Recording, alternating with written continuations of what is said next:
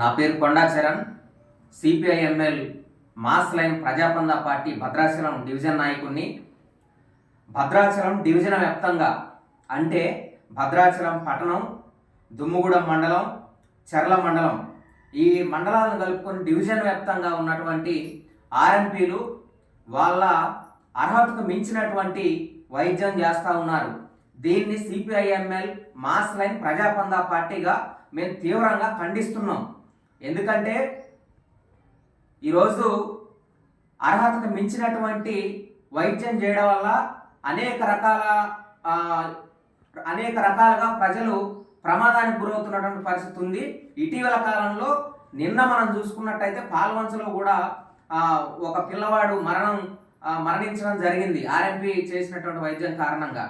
ఎందుకు ఇలా జరుగుతుందంటే ఇలా మెడికల్ కౌన్సిల్ చెప్పినటువంటి నామ్స్ ప్రకారం ఆర్ఎంపీ డాక్టర్లు ప్రాథమిక వైద్యం మాత్రమే చేయాల్సినటువంటి అవసరం ఉంది. అంటే ఏంటి ఈ ప్రాథమిక వైద్యం అని చూసుకున్నప్పుడు, రోగి ఆర్ఎంపీ దగ్గరకు వస్తే ఆ రోగికి ఉన్నటువంటి లక్షణాలు ఏంటి అని చెప్పేసి అని పరిశీలించాలా.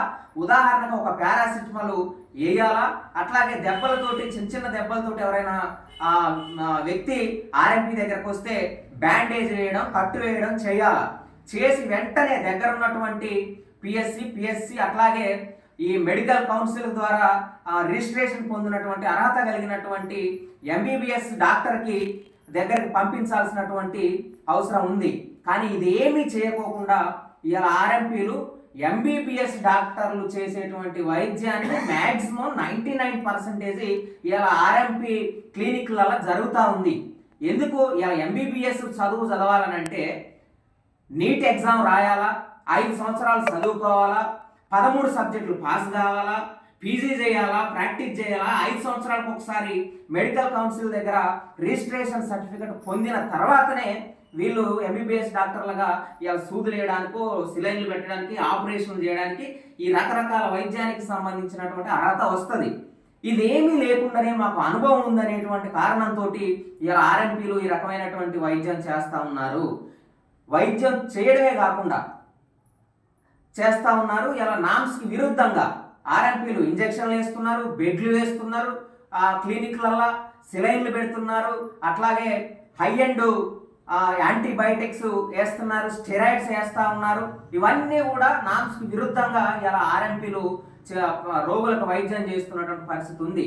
ఇలా జ్వరం వచ్చినా ఏమొచ్చినా సరే దాన్ని సక్రమంగా పరిశీలించకోకుండా వీళ్ళకి తెలవని వైద్యం చేస్తున్నారు. ఇక్కడ సమస్య ఏంటంటే తెలవనటువంటి వైద్యం చేయడం వల్ల, జ్వరంతో రోగు రావడం వల్ల, హై అండ్ యాంటీబయాటిక్స్ ఇక్కడ వీళ్ళు వేయడం వల్ల భవిష్యత్తులో ఖచ్చితంగా ఆ రోగులకి వాళ్ళ యొక్క అవయవాల్లో ఉన్నటువంటి ఆ శరీరంలోని అవయవాలు దెబ్బతినడానికి అవకాశం ఉంది.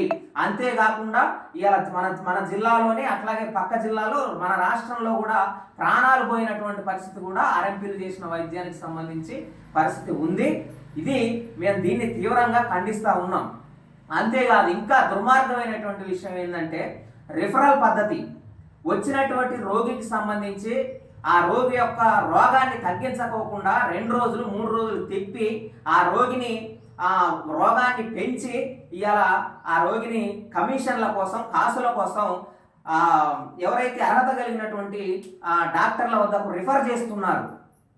కాబట్టి మన భద్రాచలం డివిజన్లో రిఫరల్ పద్ధతికి కేంద్రంగా ఇలా ఆర్ఎంపీ క్లినిక్లు ఉన్నాయని చెప్పేసి ఈ సందర్భంగా మేము తెలియజేస్తా ఉన్నాం. ఈ రిఫరల్ పద్ధతి అనేది వైద్య రంగంలో ఎథిక్స్ ఏవైతే ఉంటాయో ఆ ఎథిక్స్ అన్నిటిని కూడా దెబ్బతీసేటువంటి దుర్మార్గమైనటువంటి చర్య ఈ రిఫరల్ చర్య. ఇది కమిషన్ల కోసం ఆర్ఎంపీ చేసిన తప్పే.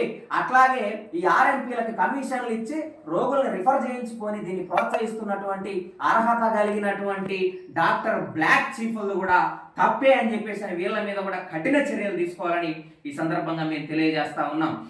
అయితే ఇక్కడ జరుగుతున్నటువంటి ఈ పరిణామాలు అన్నీ కూడా స్థానికంగా ఉన్నటువంటి అధికారులకు తెలిసినా కూడా ఇలా జిల్లా అధికారులు నిమ్మకి నీరెత్తనట్లు చీమ సైతం కుట్టనట్లు వ్యవహరిస్తూ ఉన్నారు. ఒక పక్క వైద్య రంగంలో ఇలా చట్టాన్ని అతిక్రమించి ఆర్ఎంపీలు వైద్యం చేస్తూ ఉన్నారు. దాని కారణంగా ప్రజల ప్రాణాలకు ప్రమాదం జరిగేటువంటి అవకాశం బోలెడంతుంది. అయినప్పటికీ కూడా ఏమీ జరగనట్టు, ఏమీ పట్టనట్టు జిల్లా అధికారులు వ్యవహరించడం అనేది, వైద్య అధికారులు వ్యవహరించడం అనేది అత్యంత దుర్మార్గమైనటువంటి విషయంగా మేము పరిగణిస్తా ఉన్నాం. ఇదే పద్ధతి మీరు కొనసాగిస్తే జిల్లా వైద్య అధికారుల మీద ప్రజలకు ఉన్నటువంటి నమ్మకం సన్నగిల్లిద్ది, జిల్లా అధికారుల మీద ప్రజలకు ఉన్నటువంటి విశ్వాసం సన్నగిల్లిద్ది, పలు రకాల అనుమానాలకు కూడా రావడానికి కూడా అవకాశం ఉంటుంది. ఇది మీకు మంచి పద్ధతి కాదు. మీరు ప్రజలను ఆరోగ్యాన్ని రక్షించే దాంట్లో ఉండాలా, ప్రజల తరపున మీరు ఉండాలని చెప్పేసి ఈ సందర్భంగా మేము తెలియజేస్తా ఉన్నాం. కాబట్టి ఒక పక్క ఆర్ఎంపీ డాక్టర్లు ఆ విధంగా ఉన్నారు, ప్రజల ఆరోగ్యాలు ఈ విధంగా ప్రమాదంలోకి నెట్టివేయబడతా ఉన్నాయి. స్థానికంగా ఉన్నటువంటి జిల్లా అధికారులు పట్టించుకోవట్లేదు. అందుకోసమనే తక్షణమే ఈ భద్రాచలం డివిజన్లో ఉన్నటువంటి ప్రతి ఒక్క ఆర్ఎంపీ క్లినిక్లను నేషనల్ మెడికల్ కౌన్సిల్, అదేవిధంగా టిఎస్ మెడికల్ కౌన్సిల్ తనిఖీలు చేయాలని, పర్యవేక్షణ జరపాలని, పరిశీలించాలని, ఎవరైతే మెడికల్ కౌన్సిల్ నామ్స్లకు విరుద్ధంగా ఇలా పరిమితికి మించి, అర్హతకు మించి వైద్యం చేస్తున్నారో వాళ్ళ మీద చట్టపరమైన కఠిన చర్యలు తీసుకోవాలా, వాళ్ళకు సంబంధించినటువంటి క్లినిక్లని సీజ్ చేయాలని సిపిఐఎంఎల్ మాస్ లైన్ ప్రజాపందా పార్టీగా మేము డిమాండ్ చేస్తా ఉన్నాం. ఈ సందర్భంగా ప్రభుత్వానికి కూడా మేము ఒక విషయం గుర్తు చేయదలుచుకున్నాం, తెలియజేయదలుచుకున్నాం. ఏంది అన్నప్పుడు ఇవాళ ఖచ్చితంగా ఈ పేద ప్రజలు కార్పొరేట్ ఆసుపత్రులను కానీ, ప్రైవేట్ ఆసుపత్రులను కానీ వెళ్ళడానికి, ఆర్థికంగా నష్టపోవడానికి, లేదా ఆర్థిక ఇబ్బందులతోటి డబ్బులు పెట్టలేక అర్హత లేనటువంటి డాక్టర్ల దగ్గర వైద్యం చేయించుకోవడానికి కారణం ప్రభుత్వమే అని ఈ సందర్భంగా మేము ఘంటాపదంగా చెప్పదలుచుకున్నాం. ఎందుకంటే నాణ్యమైనటువంటి విద్యను అందించేటువంటి సామాజిక బాధ్యతను ప్రభుత్వాలు విస్మరిస్తున్నాయి. ఇలా ప్రభుత్వ దవాఖానాలల్లో సరైన గ్రామాల్లో పెట్టాలని ఈ సందర్భంగా మేము డిమాండ్ చేస్తున్నాం. అంతిమంగా నేషనల్ మెడికల్ కౌన్సిల్, అదేవిధంగా టిఎస్ మెడికల్ కౌన్సిల్ భద్రాచలంలో ఉన్నటువంటి అన్ని ఆర్ఎంపీ క్లినిక్లని తనిఖీ చేసి చట్టాన్ని మీరి వైద్యం చేస్తున్నటువంటి ఆర్ఎంపీలని పైన చర్యలు తీసుకొని ఆ క్లినిక్లను సీజ్ చేయాలని, ప్రజలకు నాణ్యమైన వైద్యం అందించాలని ఈ సందర్భంగా మేము డిమాండ్ చేస్తున్నాం. లేని ఎడల ఖచ్చితంగా ప్రజల ఆరోగ్యాన్ని కాపాడడం కోసం, నాణ్యమైన వైద్యాన్ని ప్రజలకు అందించడం కోసం సిపిఐఎంఎల్ మాస్ లైన్ ప్రజాపందా పార్టీగా మేము భవిష్యత్తులో ప్రజలందరినీ ఐక్యం చేసి ఉద్యమం చేస్తామని చెప్పేసి ఈ సందర్భంగా హెచ్చరిక చేస్తున్నాం. Shivaprashanth, CPIML mass line party Bhadrachalam పట్టణం, అట్లాగే దుమ్ముగూడెం, చర్ల మండలంలో ఆర్ఎంపీలకు సంబంధించినటువంటి వైద్యం ఈరోజు ఎక్కువ అవుతా ఉంది. ఎంబీబీఎస్ డాక్టర్లు ఎండీల కంటే ఎక్కువగా ఈరోజు పల్లెలలోనే తీసుకుని వెళ్ళి అక్కడ బెడ్లేసి కూడా వైద్యం చేస్తున్నారు. విద్యాశాఖ అట్లాగే సంబంధించినటువంటి వాళ్ళు, వైద్యశాఖ సంబంధించినటువంటి వాళ్ళు ఇప్పటి వరకు కూడా ఆర్ఎంపీల మీద మాత్రం ఏమాత్రం చర్యలు తీసుకునే పరిస్థితి లేదు. వైద్య శాఖ అధికారులు మాత్రం డిఎంహెచ్ఓ సంబంధించిన వారు మాత్రం కానీ, ఎంబీబీఎస్ డాక్టర్ కానీ, ఎండీ కానీ మాత్రం తప్పు చేస్తే మాత్రం వచ్చి ఆసుపత్రిని తూతు మంత్రంగా వచ్చి పర్యవేక్షణ చేసి వెళ్ళిపోతా ఉన్నారు. పల్లెల్లో ఉన్నటువంటి వైద్యులకి, ఏజెన్సీ సంబంధించినటువంటి వాళ్ళకి, ఎస్సీ ఎస్టీ బీసీ మైనారిటీ సంబంధించినటువంటి పేదలకి ఈరోజు వైద్యం అందక ప్రభుత్వ ఆసుపత్రిలో అనేక కొరతలతో అనేక ఇబ్బందులు పడుతున్నటువంటి వారిని ఈరోజు ఆర్ఎంపీలు క్యాచ్ చేసుకొని వాళ్ళ దగ్గర నుంచి డబ్బులు ఎక్కువగా వసూలు చేస్తూ ఉన్నారు. ఈరోజు సెలైన్ బాటిల్ పెట్టాలన్నా కానీ, ఇంజెక్షన్ చేయాలన్నా కానీ, అట్లాగే డెంగ్యూ ఫీవర్ కానీ, అట్లాగే మలేరియా కానీ, ఇతర సంబంధించినటువంటి జ్వరాలు వస్తే మాత్రం వీళ్ళే ఒక సపరేట్ అంతా ఆర్ఎంపీలంతా కలిసి ఒక టౌన్లో ఒక ల్యాబ్ని పర్మిషన్ తీసుకొని వీళ్ళే చేస్తూ ఉన్నారు.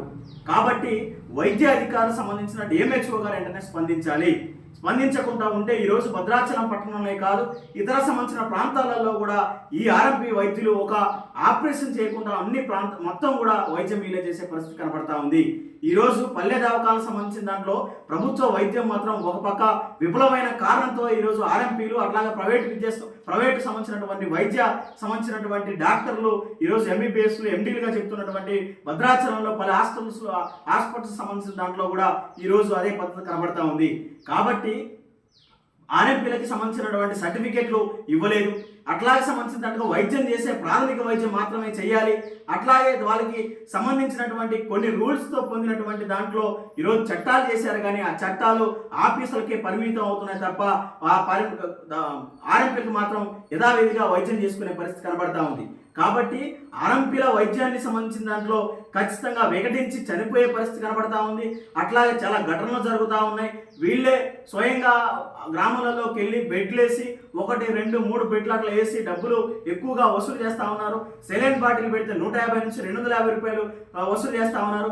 ఇంజెక్షన్ వేస్తే 50 నుంచి 100 రూపాయలు వసూలు చేస్తూ ఉన్నారు. టాబ్లెట్స్ తక్కువగా ఇవ్వకుండా తక్కువ టాబ్లెట్స్ ఇచ్చి ఎక్కువగా తీసుకుంటా ఉన్నారు. ఆసుపత్రికి సంబంధించిన దానికి ఎటువంటి పర్మిషన్ లేకుండా కానీ ఈరోజు అంత వైద్యం ఆర్ఎంపీల దందా నడుస్తున్నా కానీ వైద్య శాఖ సంబంధించినటువంటి అధికారులు ఇప్పటివరకు స్పందించే పరిస్థితి లేదు. ప్రభుత్వానికి సిపిఎంఎల్ మార్క్స్లను ప్రశ్నిస్తూ ఉంది. ఇప్పటికైనా సరే వైద్య సంబంధించినటువంటి అధికారులు ఈ డివిజన్లో సంబంధించినటువంటి ఆదివాసులు అతను సంబంధించిన